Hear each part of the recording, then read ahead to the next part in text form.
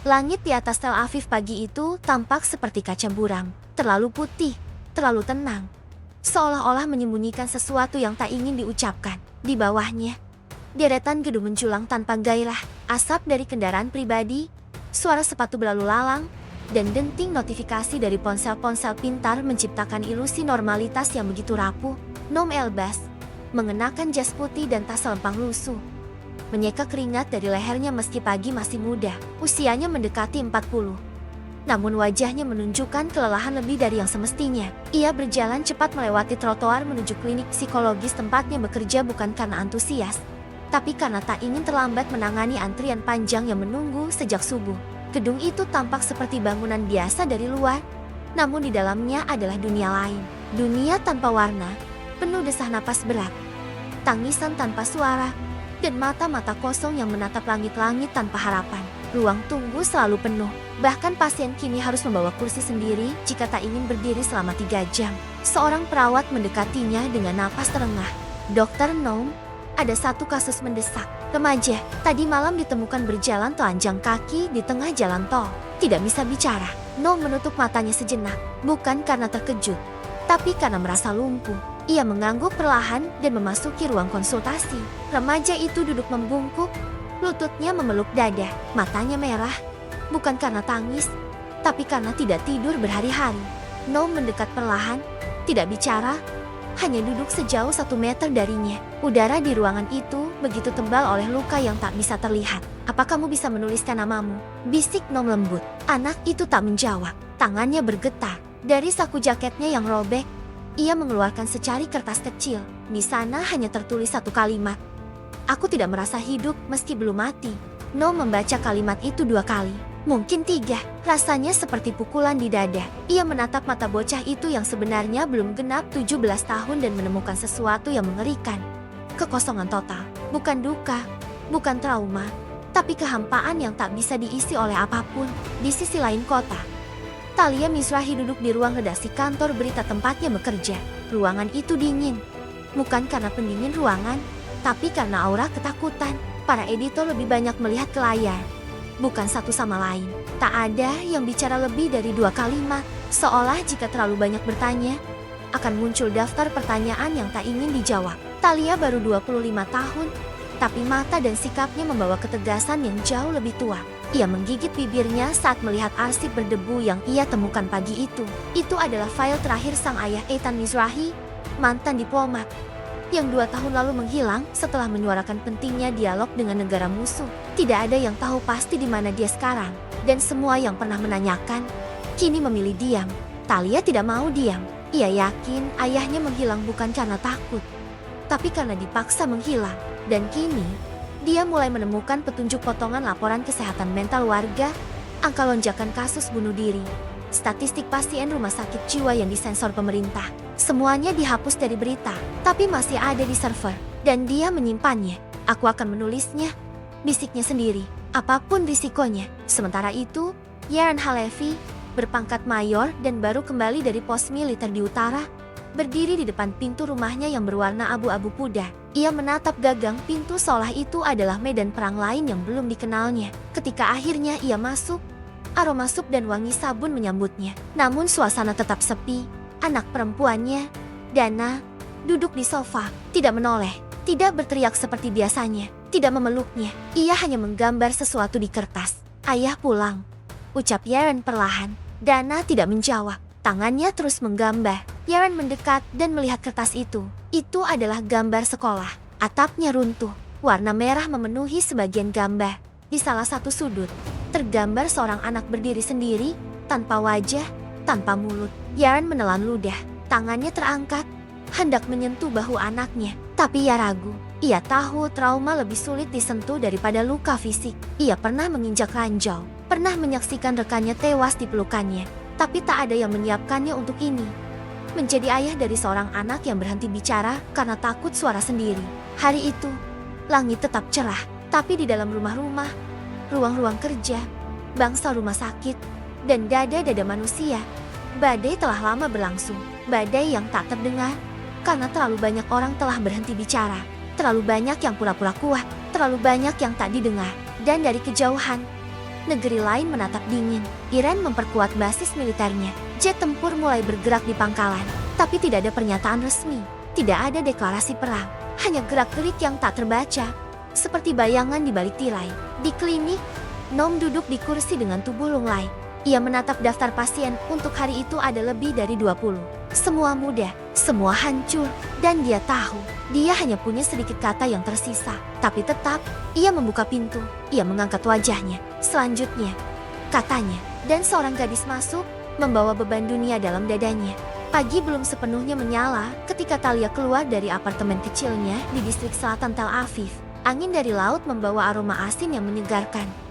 Namun entah mengapa, ia merasa seperti membawa kabar duka. Langkah-langkahnya cepat, seperti dikejar oleh waktu atau oleh kenangan yang belum ingin dia hadapi. Dia menuju ke sebuah gedung tua di dekat pelabuhan, tempat di mana organisasi non-pemerintah yang mengumpulkan data krisis sosial berkantor secara rahasia. Nama di pintunya adalah Negev House, tapi siapapun yang pernah masuk tahu. Ini bukan rumah dalam arti sebenarnya. Ini adalah tempat para pembicara sunyi mengumpulkan suara-suara yang diredam. Ruangan itu sempit, remang, dan penuh tumpukan dokumen tanpa klasifikasi jelas. Di dalam, seorang pria tua dengan rambut memutih sedang menyalin data secara manual dari komputer ke buku catatan. Masih belum percaya pada sistem digital? Tanya Talia sambil tersenyum tipis. Pria itu menoleh. Bibirnya nyaris tak bergerak. Kalau sistemnya milik negara yang ingin menutup mulut warganya, maka kertas adalah satu-satunya saksi yang bisa dipercaya. Namanya Yitzhak, mantan profesor statistik yang dipecat dari universitas setelah menolak memanipulasi laporan survei nasional tentang kesehatan mental pasca konflik. Kini, dia dan segelintir relawan menjadi penjaga data yang tak diinginkan siapapun untuk diketahui. Talia menyerahkan flash disk kecil. Ini, arsip dari kantor berita. Tidak ada yang tahu aku mencurinya. Yitzhak membuka flash disk itu dengan penuh hati-hati. Seolah benda itu adalah rahasia negara dan memang begitu. Di dalamnya, tersimpan grafik naik tajam kasus bunuh diri selama 2 tahun terakhir, pencatatan gelap tentang jumlah warga yang dilawat di fasilitas psikiatri tanpa pemberitahuan keluarga, dan transkrip laporan pertemuan pejabat yang menyebutkan kalimat, "Jika tidak bisa menenangkan rakyat, biarkan mereka diam sendiri." Talia menahan napas. Setiap kata dalam dokumen itu terasa seperti api di kulitnya. Berapa banyak dari mereka? Anak-anak? Tanyanya lirih. Yitzhak tak langsung menjawab. Ia hanya membuka halaman lain, menunjuk satu angka besar yang dilingkari tinta merah. Lebih dari 10.000.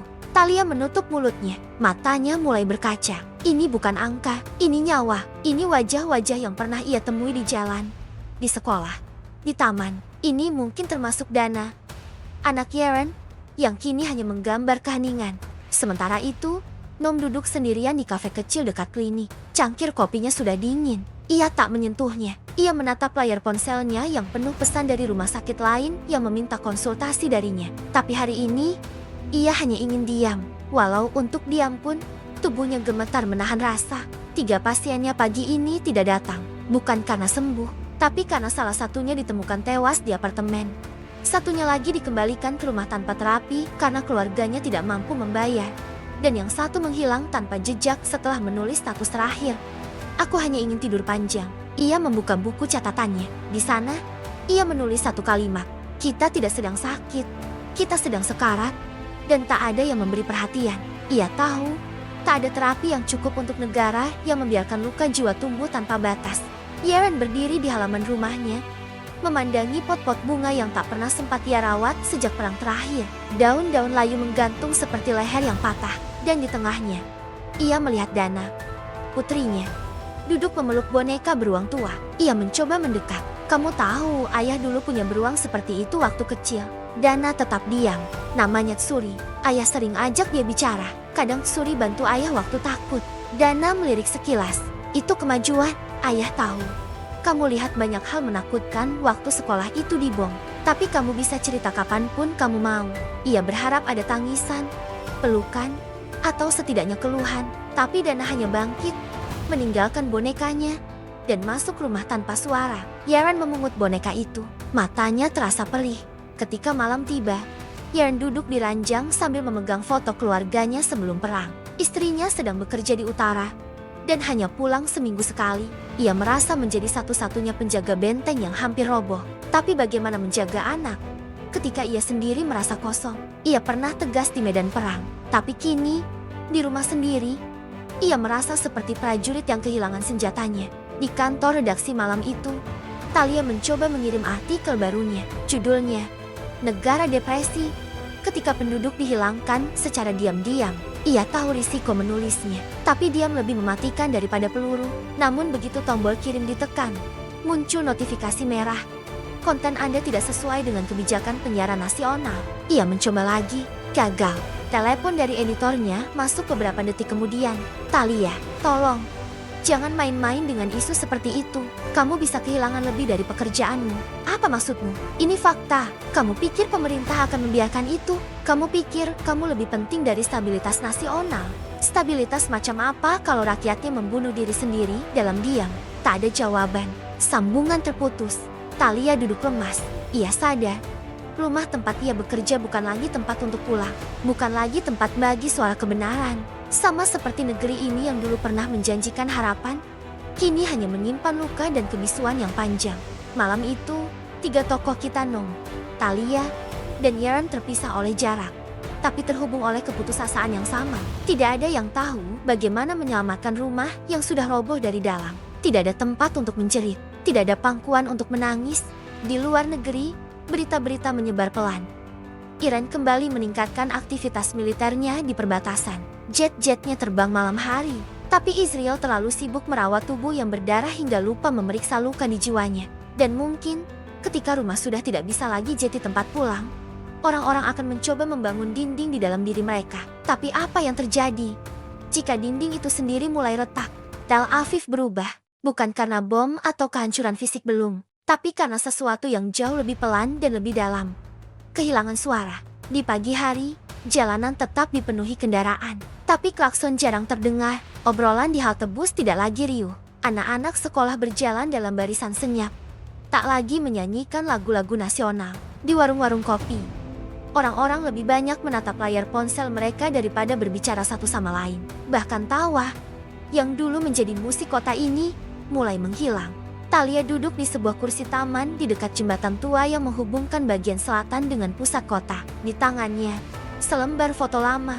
Dirinya berdiri di samping ayahnya, Ethan, yang tersenyum sambil memeluk pundaknya. Foto itu diambil beberapa bulan sebelum sang ayah menghilang, dan sebelum semuanya terasa ambruk. Ia memejamkan mata. Terngiang suara ayahnya ketika dulu berkata, negara ini seperti rumah tua. Tal, kalau kita tak rawat fondasinya kejujuran, empati, rasa malu, maka semuanya akan runtuh pelan-pelan. Dan kini, rumah itu nyaris roboh. Tapi yang menyedihkan bukan puing-puingnya, melainkan betapa orang-orang tampak terbiasa hidup di antara reruntuhan. Talia memutuskan untuk kembali ke Negev House. Yitzhak menyambutnya dengan anggukan singkat. Di dalam, dokumen-dokumen baru terus menumpuk. Beberapa relawan yang dulu aktif kini berhenti, takut, atau menyerah. Tapi yang tersisa tetap bekerja dalam diam. Kita dapat laporan dari Haifa, ujar Yitzhak sambil menyerahkan selembar kertas. Talia membacanya perlahan. 3 guru sekolah menengah diberhentikan karena membahas gangguan mental dalam kelas.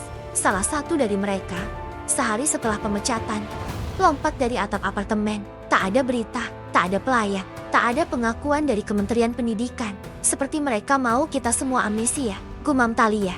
Yitzhak mengangguk. Amnesia kolektif, karena yang mengingat bisa bertanya, dan yang bertanya bisa mengancam. Talia menatap pria tua itu.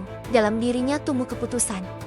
Ia akan berbicara, bukan dengan artikel, tapi dengan rekaman, wajah, suara, kesaksian.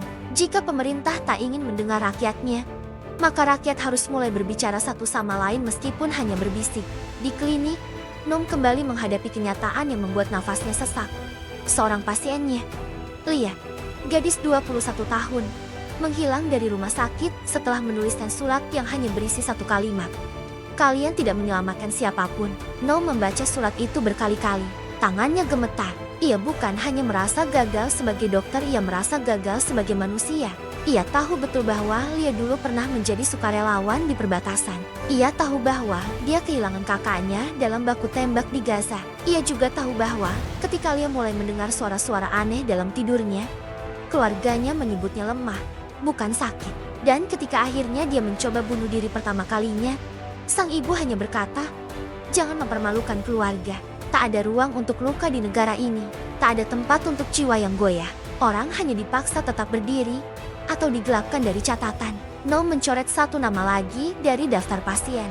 Tapi dalam hatinya, nama itu tetap tertanam. Dan perlahan, daftar dalam dirinya menjadi terlalu panjang untuk diabaikan.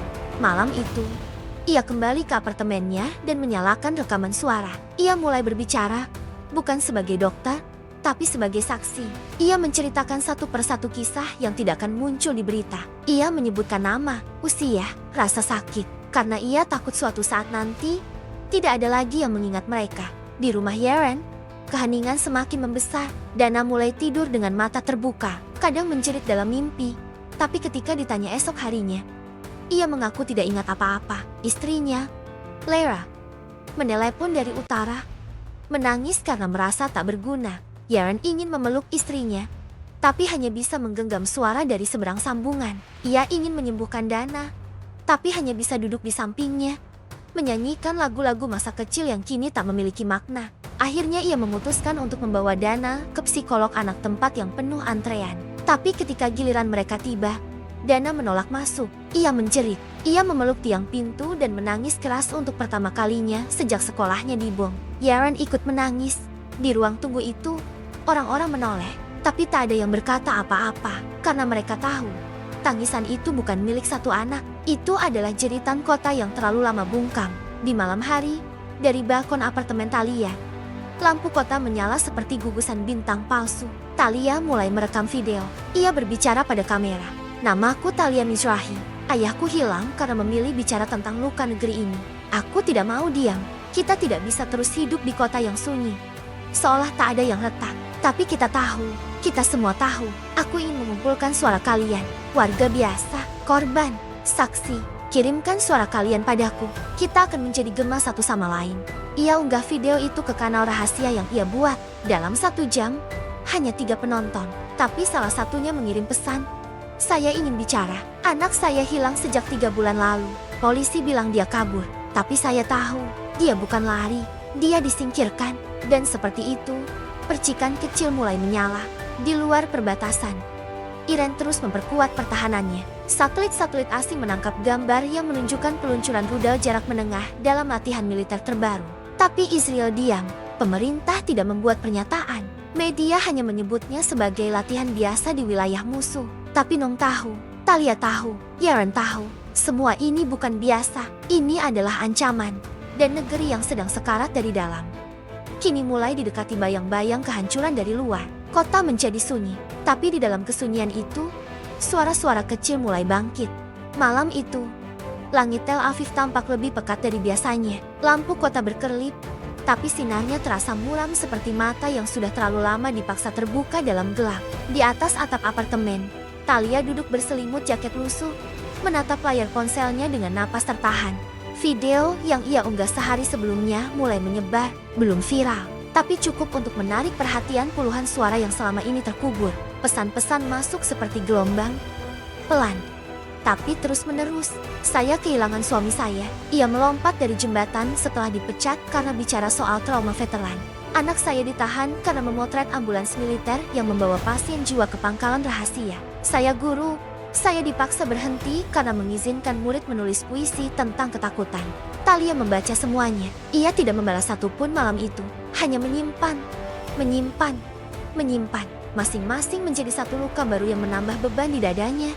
Tapi juga menjadi bahan bakar tekadnya. Ia tahu, ini bukan lagi tentang dirinya. Ini tentang negeri yang sedang tenggelam dan orang-orang yang menolak mati dalam diam.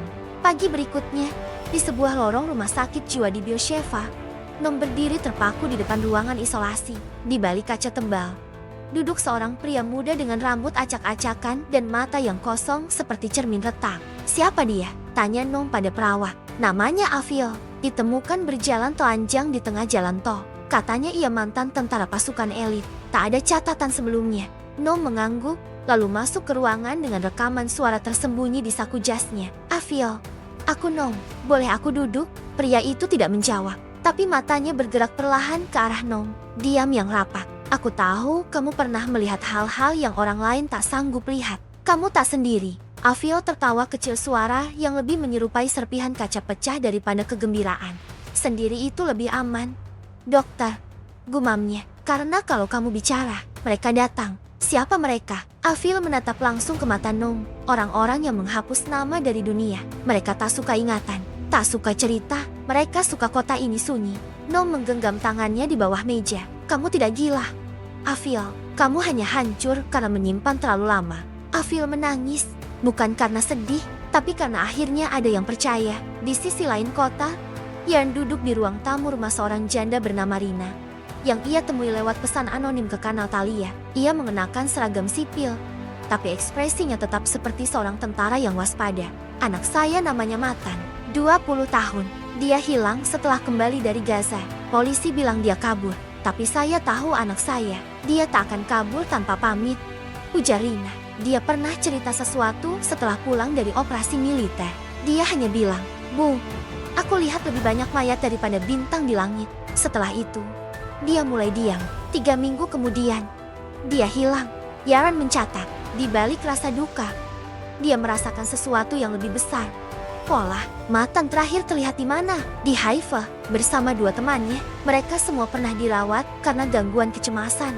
Yaron meneguk kopi yang disajikan Rina, lalu berkata pelan, "Saya tidak bisa janjikan apapun, tapi saya akan cari." Ketika ia keluar rumah, hujan rintik turun. Tapi bagi Yaren, hujan itu seperti air mata kota yang terlalu lama ditahan. Sore itu, ketiga tokoh Talia, Nom, dan Yaren akhirnya bertemu di satu tempat, ruang bawah tanah Negev House. Suasana hening. Di hadapan mereka, sebuah papan penuh catatan tempel, foto-foto orang hilang, nama-nama, lokasi terakhir, dan tanggal kejadian. Sebuah peta besar di tengah menandai titik-titik merah, semua mengarah ke satu area di perbatasan utara. "Ini bukan kebetulan," ujar Nom sambil menunjuk lokasi yang dikelilingi pagar militer di peta. Ada semacam pusat karantina, atau lebih buruk, tempat penahanan tanpa izin. Dan tak satu pun dari ini tercatat di laporan pemerintah, tambah Talia. Yaran berdiri, wajahnya tegas. Kalau benar tempat itu menyimpan orang-orang yang dianggap berbahaya karena trauma, maka kita sedang hidup dalam teror diam-diam. Mereka saling bertukar pandang. Tak ada yang bicara, tapi semua tahu. Mereka harus bertindak. Mereka harus masuk ke tempat itu. Malam harinya, video baru Talia muncul. Ia tidak menggunakan wajahnya, hanya suara. Pemerintah negara kita tengah menjalankan operasi sunyi bukan untuk melindungi rakyatnya, tapi untuk menyingkirkan mereka yang rusak oleh perang yang diciptakannya sendiri.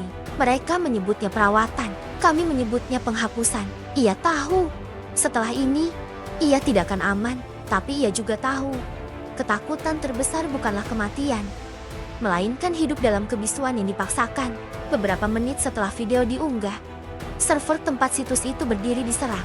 Tapi sebelum padam, video itu sempat diunduh ribuan kali dan menyebar melalui jaringan pribadi, aplikasi transkripsi, dan flash disk di pasar gelap. Suara itu telah keluar, dan tidak ada yang bisa membungkamnya lagi. Di hari yang sama, perbatasan utara mulai memperlihatkan gejala tak biasa. Radar militer Israel menangkap manuver aneh dari jet-jet Iran yang bergerak tidak ke selatan, melainkan menyamping membentuk lingkaran seperti pola ancaman tertutup. Tapi laporan itu tak pernah sampai ke media. Yaren yang masih memiliki jaringan internal mendapat bocoran. Iran tengah mempersiapkan sesuatu, tapi pemerintah menunda operasi pengawasan karena terlalu fokus meredam pemberontakan informasi di dalam negeri. Pemberontakan informasi itu maksudnya mereka. Yaren menatap layar pesan dengan perasaan campur aduk. Takut, marah, namun juga yakin bahwa langkah mereka semakin tepat. Tapi waktunya hampir habis. Jika suara-suara ini tidak segera menggema ke dunia, maka yang akan datang bukan lagi kesunyian, melainkan kehancuran. Langit pagi di Yerusalem dipenuhi warna kelabu. Kabut menggantung seperti rahasia yang belum terucapkan, menyelimuti kota suci yang kini tak lagi tenang. Jalan-jalan yang dulu ramai peziarah dan turis kini hanya diisi langkah tergesa dan tatapan kosong.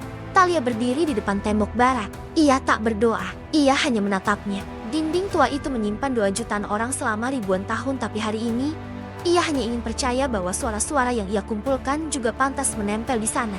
Di dalam tas ranselnya, 50 surat, testimoni dari keluarga korban, rekaman suara orang hilang, dan potongan informasi tentang fasilitas rahasia di utara. Ia bermaksud menyerahkannya kepada seorang jurnalis senior dari media luar negeri yang diam-diam bersedia bertemu.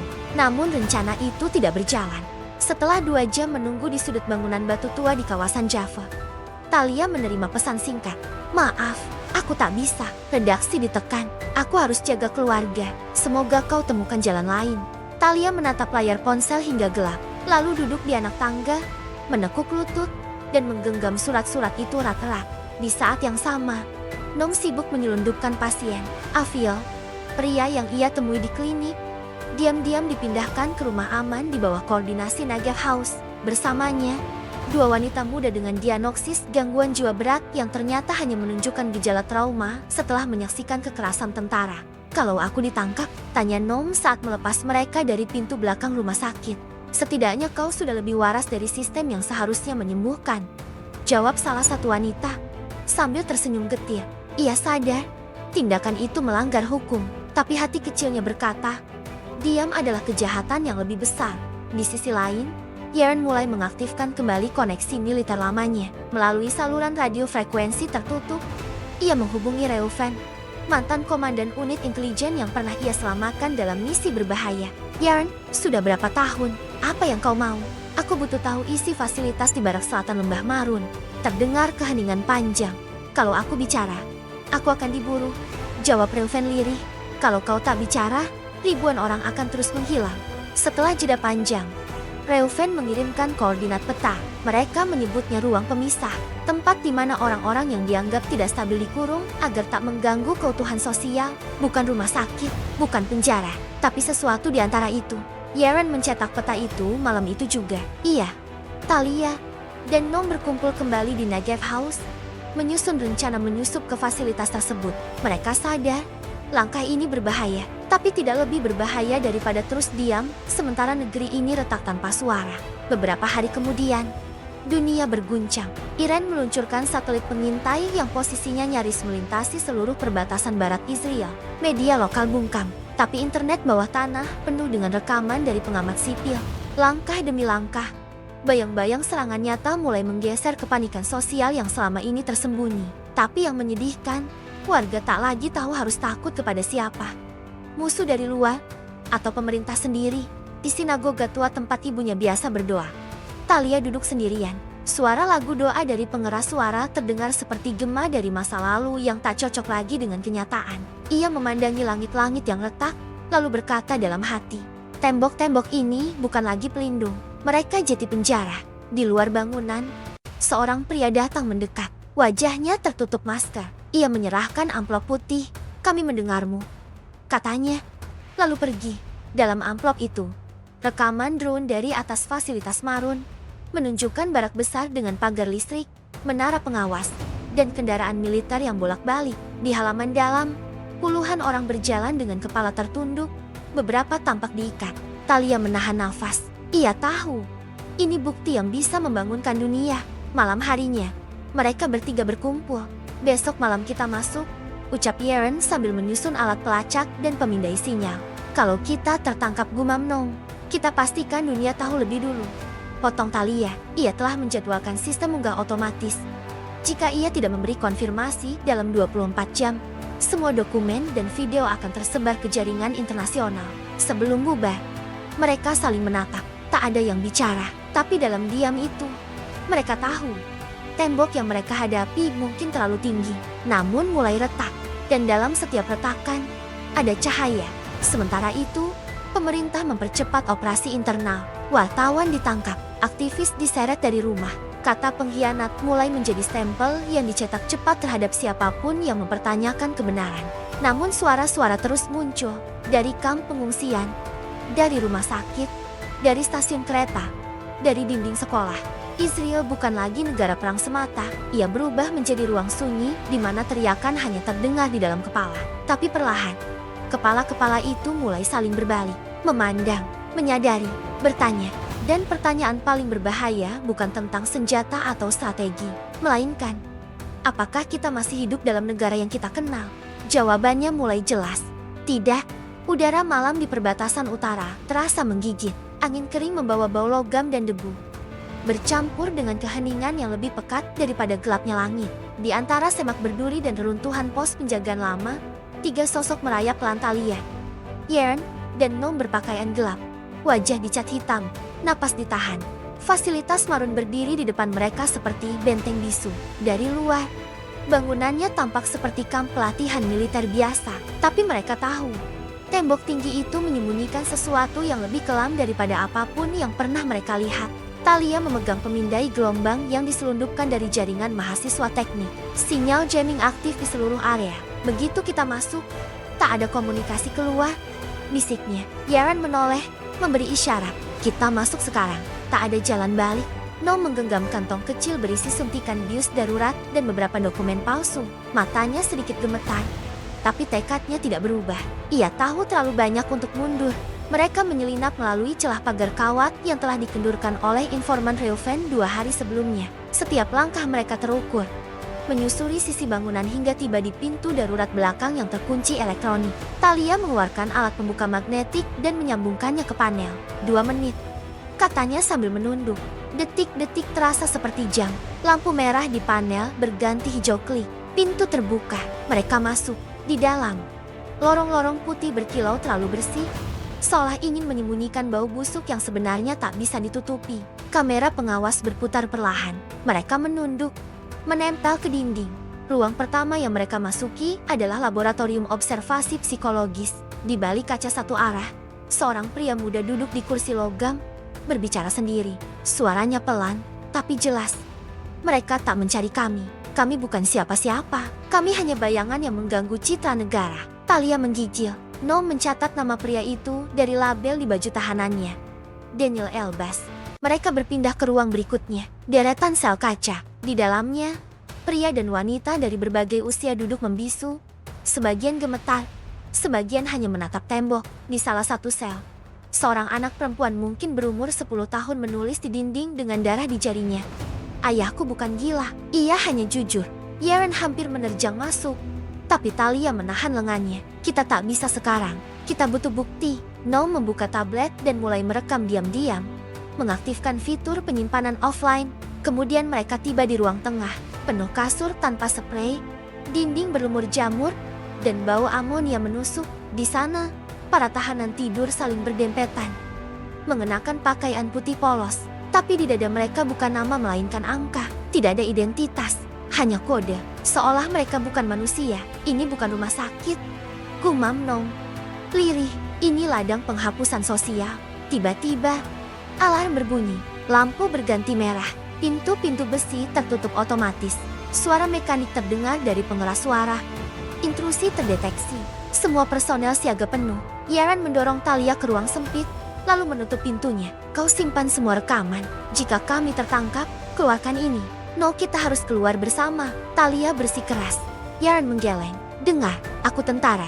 Aku tahu cara mengulur waktu. Bawa Nom keluar. Sekarang, suara langkah sepatu militer menggema mendekat. Talia, dengan air mata membasahi wajah, menarik Nom ke lorong ventilasi darurat. Mereka merangkak dalam gelap. Di belakang, suara teriakan terdengar. Turun, angkat tangan. Yaran telah menyerahkan diri. 1 jam kemudian, Talia dan Nom berhasil keluar melalui saluran air tua yang terhubung ke sungai kering di luar pagar. Mereka kotor, kelelahan, tapi masih bernapas. Dan lebih penting, mereka masih membawa bukti. Nom, kita kehilangan Yaran, bisik Talia di tengah tangis. Nomor, jawab Nom. Lirih, Yaran menyerahkan tubuhnya, tapi suaranya ikut kita. Malam itu, dari persembunyian di Yerusalem, Talia mengunggah video berdurasi 10 menit ke jaringan internasional. Video itu menampilkan rekaman sel-sel penahanan, anak kecil dengan jari berdarah, wajah Daniel Elbaz yang tak berkedip, kode angka di dada para tahanan, suara alarm dan langkah sepatu mendekat. Video itu diberi judul, Mereka yang Tidak Dicari. Dunia gemetar. Keesokan harinya, tagar Not Forgotten mengguncang jagat maya di berbagai negara. Aktivis mulai menekan pemerintah mereka untuk menanggapi. Namun di Israel, reaksi lebih kelam. Pemerintah menuduh video itu sebagai propaganda musuh. Akun-akun sosial yang membagikannya diblokir. Jaringan listrik di beberapa kota dipadamkan secara misterius. Tapi sesuatu telah pecah. Di jalan-jalan, mural-mural muncul secara tiba-tiba. gambar wajah anak perempuan yang menulis di dinding dengan kata ayahku jujur. Di tembok sekolah, di lorong rumah sakit, di halte bus, gambar-gambar itu menyebar seperti api yang tak bisa dipadamkan. Sementara itu, Yeren dibawa ke ruang bawah tanah fasilitas Marun. Tangan diborgol, mata ditutup, tapi ia tertawa kecil. Kau kira aku takut? Katanya kepada seorang penjaga. Penjaga itu tak menjawab. Ia hanya menyodorkan tablet. Di layar, video Thalia telah ditonton oleh lebih dari 1 juta orang di seluruh dunia.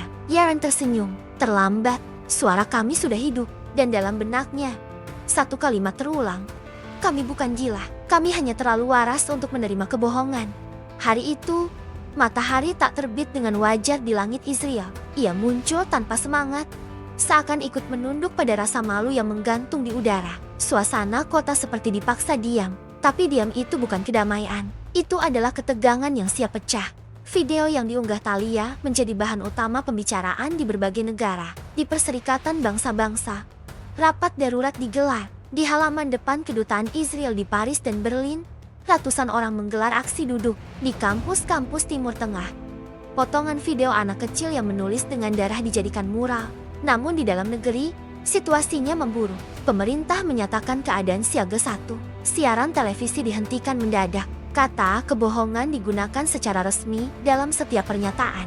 Thalia dan Noam menjadi target utama.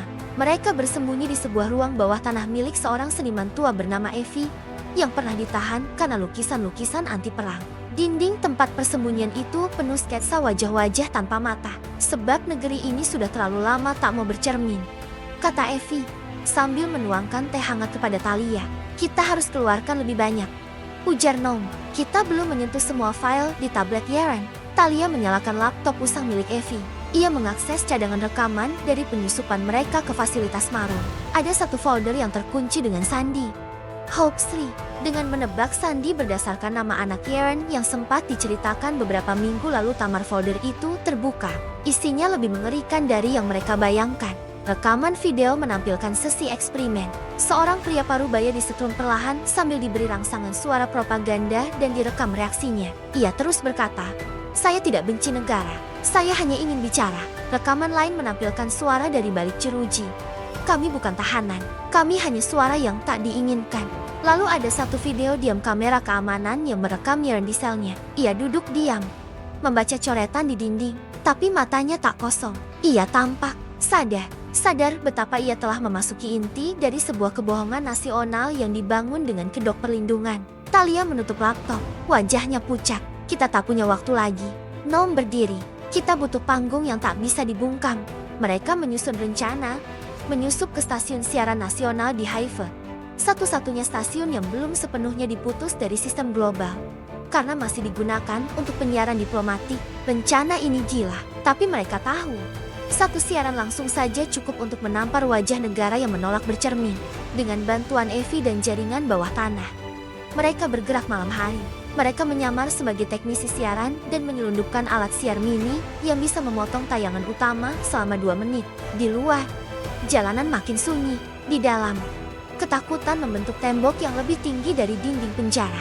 Sementara itu, di dalam fasilitas Marun, Yeren dipaksa menjalani sesi interogasi. Seorang perwira perempuan, berpakaian rapi, duduk di depannya. "Siapa yang menyuruhmu?" tanyanya dengan nada lembut. Yeren tersenyum kecil. "Tak ada yang menyuruh. Kami hanya akhirnya memutuskan untuk tak lagi tunduk. Negara ini sedang berperang. Kami butuh stabilitas. Dan kalian membunuh jiwa rakyatmu sendiri untuk menyuap ketenangan semu." Perwira itu menatap Yeren dalam-dalam, lalu berdiri. Sebelum keluar, ia berkata, "Kau tidak akan bisa keluar dari sini. Tapi kami akan membuat semua orang lupa siapa kau." Yeren tahu, itu bukan ancaman, itu strategi. Malam itu, Thalia dan Noam berhasil masuk ke ruang siaran. Pukul 1 dini hari, sistem disabotase. Mereka punya waktu 2 menit. Thalia berdiri di depan kamera. Di belakangnya, wajah anak perempuan yang menulis dengan darah ditampilkan. Ia berkata dengan suara tenang, tapi penuh luka, "Jika kalian menonton ini, berarti kalian masih bisa mendengar. Kami bukan pengkhianat. Kami adalah suara yang dikhianati. Kami melihat dengan mata terbuka bahwa negara ini bukan lagi rumah. Ia berubah menjadi penjara sunyi yang membungkam kebenaran dengan alasan stabilitas. Tontonlah anak itu. Lihatlah matanya. Ia bukan aktor. Ia korban." Kami menolak diam, karena dalam diam, kejahatan tumbuh, lalu tayangan terputus. Dalam waktu 2 jam, dunia kembali geger, aksi demonstrasi membesar. Tokoh-tokoh Yahudi diaspora mulai bersuara.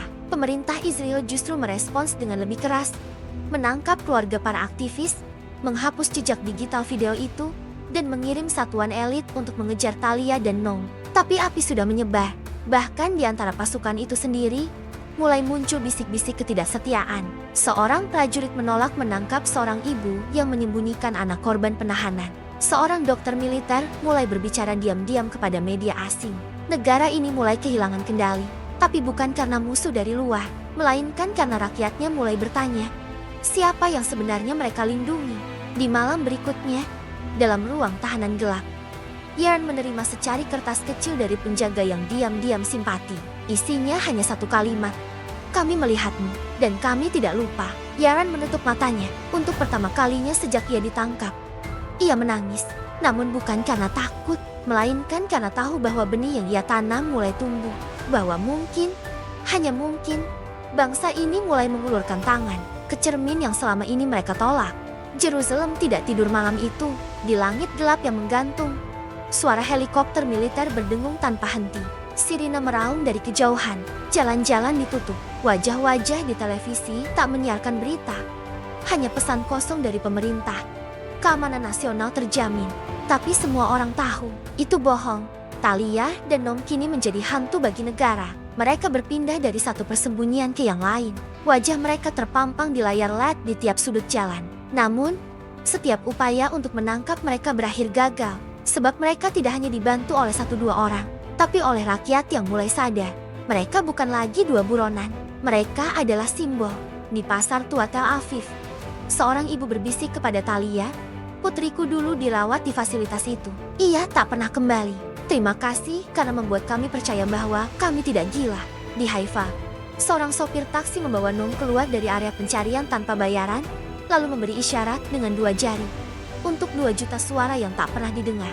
Namun waktu terus menipis. Pemerintah mulai memburu dengan lebih kejam. Tidak hanya Thalia dan Noam, tapi semua yang menyembunyikan mereka. Di sisi lain, Yaron semakin melemah. Tubuhnya kurus, wajahnya pucat, namun matanya belum padam.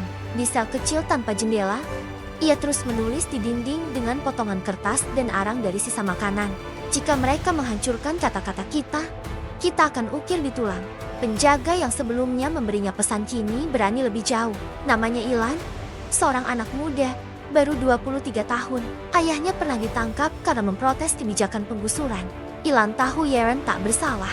Ia tahu negara ini telah menyimpang terlalu jauh. Besok malam, saya buka pintunya, hanya 2 menit. Bisiknya sambil menyerahkan peta fasilitas. Yaron menggenggam tangannya. Kau akan diburu. Ilan mengangguk. Lebih baik diburu karena membantu manusia daripada dibanggakan karena diam. Rencana pelarian Yaron sampai ke tangan Thalia dan Noam. Mereka tahu ini satu-satunya kesempatan. Tapi fasilitas Marun kini dijaga ketat. Teknologi pemindai retina, drone bersenjata, dan sistem penguncian otomatis di setiap pintu. Untuk menembusnya, mereka butuh bantuan lebih dari manusia biasa. Mereka menghubungi Orna, mantan ilmuwan militer yang kini hidup dalam pengasingan, setelah menolak ikut dalam program penyiksaan psikologis. Orna memiliki sesuatu, kode bypass darurat untuk sistem keamanan lama Marun. Ia pernah merancang sistemnya sebelum keluar dengan luka mental yang belum sembuh. Aku tidak butuh alasan politik, katanya, sambil menyerahkan alat pemutus sinyal. Aku hanya tak mau mati tahu aku ikut membangun neraka. Malam itu, 3 kendaraan bergerak dari 3 arah berbeda menuju fasilitas Marun.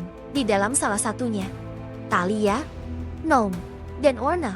Mereka tahu, satu kesalahan berarti kematian. Namun mereka juga tahu, diam berarti membiarkan penderitaan terus beranak pinak. Di ruang kendali Marun, sistem tiba-tiba blank. Monitor berubah menjadi hitam. Sensor gerak mati. Listrik padam selama 40 detik. Dalam detik-detik itu, Ilan membuka sel Yaron dan menyeretnya keluar. Memakaikan seragam petugas dan topi. Jangan bicara, lurus, ambil koridor barat. Langkah mereka cepat. Alarm belum menyala. Thalia dan Noam telah masuk ke sisi belakang fasilitas. Mereka menunggu di pintu keluar servis. Saat Yaron muncul, darah menggenang di bibir Thalia. Ia menangis bukan karena sedih, tapi karena melihat harapan yang masih hidup di tengah runtuhan. Namun saat mereka hendak keluar, alarm kembali menyala, lampu darurat menyilaukan, tembakan terdengar. Suara dari pengeras berkata, "Hentikan langkah kalian. Fasilitas ini dalam kondisi tertutup penuh. Siapapun di luar protokol akan dilenyapkan." Ilan berdiri di lorong terakhir, menarik senjata dari sabuknya. Ia menghadang dua penjaga lain yang mengejar. Ia berteriak, "Jangan sentuh mereka. Mereka membawa cahaya." Tembakan meletus. Tubuh Ilan roboh. Yaran menggigit bibirnya sampai berdarah. Tapi ia tak berhenti berlari. Mereka berhasil keluar. Dalam hitungan menit, kendaraan mereka lenyap di jalanan malam. Tapi mereka tak benar-benar selamat. Kini, pemerintah tahu ada orang dalam yang membela. Dan bagi mereka, itu berarti satu hal, perang telah dimulai. Keesokan harinya, seluruh penjuru negara dibanjiri stiker kecil bertuliskan, "Yaran bebas." Tapi siapa yang benar-benar merdeka? Di universitas, para mahasiswa melakukan aksi diam. Mereka duduk berjam-jam dengan mulut dilakban. Di tengah kota, puluhan ibu membawa foto anak-anak mereka yang tak pernah kembali dari fasilitas perawatan. Dan di media asing, tayangan pelarian Yaran menjadi headline utama. Pemerintah menggelar konferensi pers darurat. Seorang jenderal berkata, "Kita sedang menghadapi serangan dari dalam, bukan dari musuh asing, tapi dari yang mengkhianati nilai-nilai kebangsaan." Namun bahkan suara itu kini goyah. Kamera menangkap tangannya yang gemetar. Di belakangnya, layar monitor secara tak sengaja menampilkan potongan rekaman dari fasilitas Marun. Beberapa detik, tapi cukup untuk membuat seluruh negeri terdiam.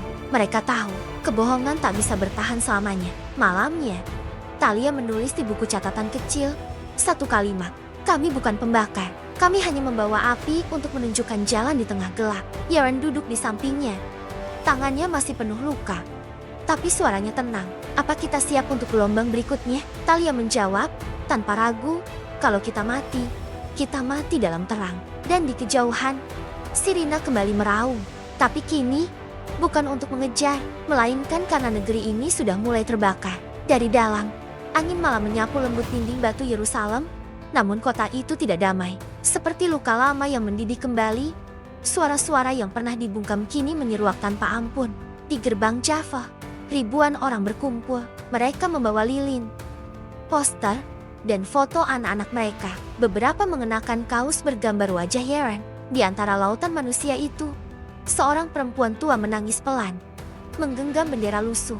"Dulu aku bangga pada warna ini," bisiknya lirih.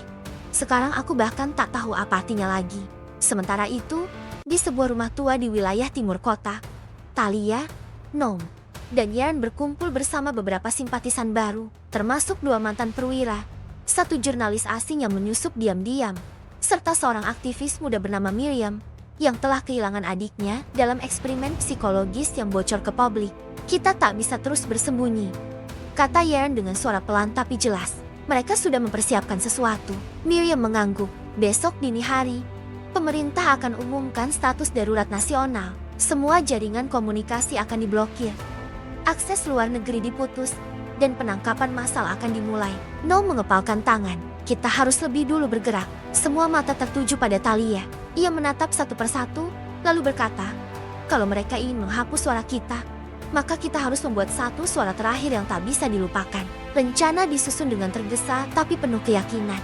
Mereka akan menyusup ke pusat transmisi utama yang menghubungkan jaringan siaran satelit. Tempat itu disebut Menara Haraf, berada di jantung Yerusalem baru. Jika mereka berhasil memotong sinyal pusat dan menyiarkan rekaman kesaksian Yaran, semua jaringan internasional akan ikut menerima siaran itu. Itu adalah taruhan satu kali seumur hidup, dan mereka tahu tak semua akan kembali hidup. Pada malam hari, langit Yerusalem ditutup awan gelap, bukan karena hujan, tapi karena drone militer mulai berpatroli tanpa lampu, menyisir atap, mengintai jendela. Menara Haraf tampak sepi, namun dijaga dalam diam. Setiap sudut memiliki kamera. Satu kesalahan akan membuat mereka mati di tempat. Dengan bantuan dari dalam, seorang teknisi tua yang kehilangan cucu di fasilitas Marun mereka berhasil masuk melalui lorong ventilasi. Yaran menolak duduk diam. "Aku yang harus bicara," katanya. "Mereka harus mendengar dari orang yang mereka coba musnahkan." Talia menyerahkan rekaman video, tetapi Yaran menolak. "Aku akan siarkan langsung." Detik-detik berjalan seperti palu yang menghantam dada. Miriam menyalakan alat siar cadangan. Noam membuka blokir sinyal, dan di satu ruang kecil penuh kabel, Yaran duduk di depan kamera. Lalu, siaran dimulai. Seluruh jaringan TV utama, bahkan monitor di pusat perbelanjaan, berubah hitam lalu menampilkan wajah Yaren. Ia tidak berbicara dengan marah, tapi dengan kesunyian yang menusuk.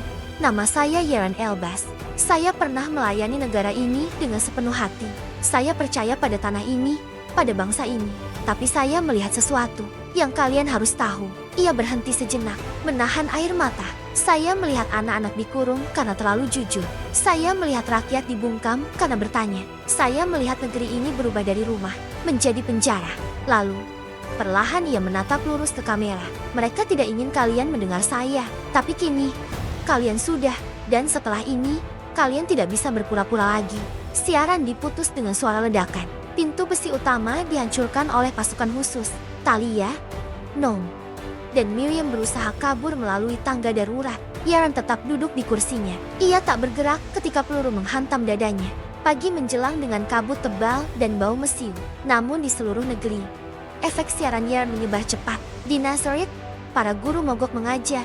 Di Beersheba, polisi meletakkan tameng mereka dan berdiri bersama warga. Dan di luar negeri, ratusan media mulai menyebarkan rekaman penuh Yaren yang sudah dicadangkan oleh Miriam. Namun pemerintah tak tinggal diam. Status darurat diumumkan. Jutaan warga dibatasi geraknya. Internet mati total. Wartawan asing diusir. Sebuah perang sunyi dimulai. Tapi semua sudah terlambat. Nama Yaren menjadi simbol perlawanan. Gambarnya dilukis di tembok-tembok dengan kalimat yang melihat tak bisa dibutakan lagi. Talia dan Noam berhasil melarikan diri ke perbatasan melalui jaringan bawah tanah yang dibentuk oleh simpatisan dari berbagai lapisan masyarakat termasuk tentara muda, guru tua, bahkan seorang biksu yang menolak menyembunyikan kebenaran demi ketenangan semu. Malam terakhir di Yerusalem diakhiri dengan satu kalimat yang ditulis seseorang di jalanan. Kalau suara bisa dibungkam, maka kebenaran akan berteriak dari tanah. 2 bulan telah berlalu sejak siaran terakhir Yaren mengguncang seluruh negeri. Tapi bagi banyak orang, waktu tidak menyembuhkan. Ia hanya memperpanjang luka. Yerusalem kini seperti bayangan dirinya sendiri dipenuhi tembok abu-abu, suara senyap, dan wajah-wajah kehilangan. Militer masih berpatroli, wartawan asing belum kembali. Beberapa distrik dikunci penuh, tak ada jalan masuk maupun keluar. Tetapi meski tangan negara masih menggenggam keras, denyut perlawanan tak lagi bisa dihentikan. Talia dan Noam kini hidup dalam persembunyian di sebuah kota kecil dekat perbatasan barat. Mereka tinggal di bawah tanah, di ruang sempit yang dulunya gudang penyimpanan anggur tua. Miriam turut bersama mereka, menjaga peralatan komunikasi darurat yang berhasil diselamatkan dari Menara Haraf. Mereka kelelahan, tapi mereka tidak menyerah. Setiap malam, mereka mengirim pesan singkat melalui frekuensi gelombang radio pendek. Tak banyak kata, hanya kode dan kalimat-kalimat kecil. Kami masih di sini. Suara belum padam. Yaren hidup dalam kita. Dan dari berbagai tempat di seluruh negeri, balasan datang. Dari seorang petani tua di Galilea yang menulis pesan dengan tinta di daun pohon. Dari sekelompok pelajar di selatan yang menyelipkan surat di bawah batu jalanan. Dari seorang anak berusia 7 tahun yang melukis wajah Yaren di pasir pantai. Kebenaran menyebar. Bukan karena bendera, tapi karena manusia ingin melihat manusia lain hidup dalam martabat. Namun tidak semua berjalan damai.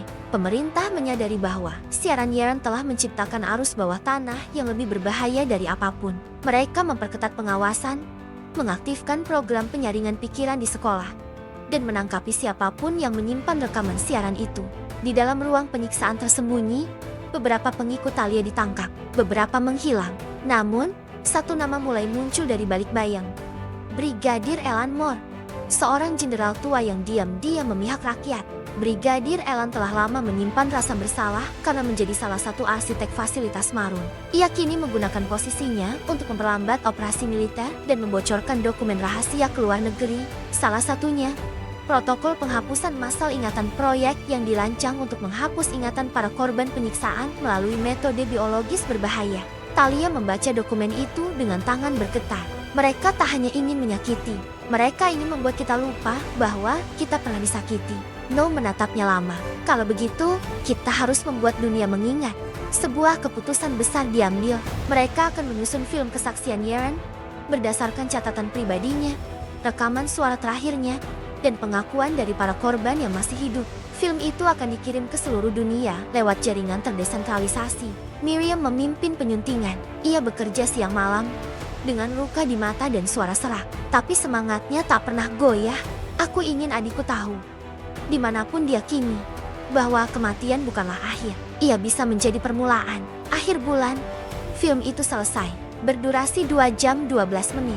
Judulnya sederhana, yang tidak bisa diingat. Film itu berisi suara tangis anak-anak di fasilitas, monolog Yaron yang belum pernah disiarkan, dokumentasi diam-diam dari dokter yang membelot, testimoni ibu-ibu yang kehilangan anaknya dan tak mendapat jenazah. Dan di akhir film, wajah Talia dengan kalimat, "Kalau dunia mendiamkan ini, maka kalian semua ikut melakukannya." Dikirim dari satu komputer tua di bawah tanah. File itu menyebar ke benua lain dalam waktu 2 hari. Jaringan digital di luar negeri segera mengangkatnya sebagai laporan penting. Di Prancis, Jerman, dan Kanada, demonstrasi solidaritas digelar di markas PBB. Utusan Israel dicecar pertanyaan dan akhirnya keluar dari ruangan dengan wajah kosong. Dan meskipun di negeri sendiri film itu diblokir, rakyat yang penasaran mulai mencari, mulai bertanya, mulai saling mengirimkan potongan video. Satu bangsa mulai bangun dari tidur panjangnya. Namun, kebangkitan tidak tanpa harga. Pada malam keempat setelah film dirilis, pasukan khusus menyerbu tempat persembunyian Talia. Mereka masuk diam-diam, tapi gagal mengejutkan. Miriam melindungi komputer. Ia dihantam dengan popor senapan. Darah mengalir dari pelipisnya. Tapi ia sempat memencet tombol terakhir mengaktifkan sistem penyebaran otomatis selama 20 tahun ke depan. Ia berbisik kepada Nom yang mengguncangnya. Biarkan rekamannya lebih panjang dari umur kita. Talia dan Nom berhasil kabur. Miriam tidak. Beberapa tahun kemudian, fasilitas Marun dihancurkan. Jenderal Elan ditangkap, tapi berhasil mengirimkan seluruh arsip rahasia ke luar negeri. Dan anak-anak yang dulu pernah jadi korban kini tumbuh. Beberapa masih menyimpan trauma, tapi mereka tidak takut bicara. Di Yerusalem yang perlahan pulih, di taman kecil yang dibangun di atas reruntuhan lama, berdiri sebuah tugu batu hitam tanpa nama. Hanya ada satu ukiran di bawahnya. Kami tidak hilang, kami hanya disembunyikan. Dan setiap tahun, pada tanggal yang sama, ketika siaran Yearn dulu mengguncang dunia, ribuan lilin dinyalakan. Talia, yang kini hidup di tempat asing, menonton siaran itu dari layar kecil. Ia tak bisa pulang, tapi ia tahu, ia tidak pergi sia-sia. Nom duduk di sampingnya, rambutnya mulai putih. Ia berkata pelan, "Mereka membakar kita, tapi lupa bahwa api juga bisa menerangi." Talia tersenyum, dan api itu kini bukan milik mereka. Cerita ini bukan tentang kemenangan besar, bukan pula tentang kekalahan, tapi tentang manusia yang memilih untuk tidak diam, tentang mereka yang percaya bahwa bahkan dalam abu, warisan paling kuat adalah keberanian untuk mengingat.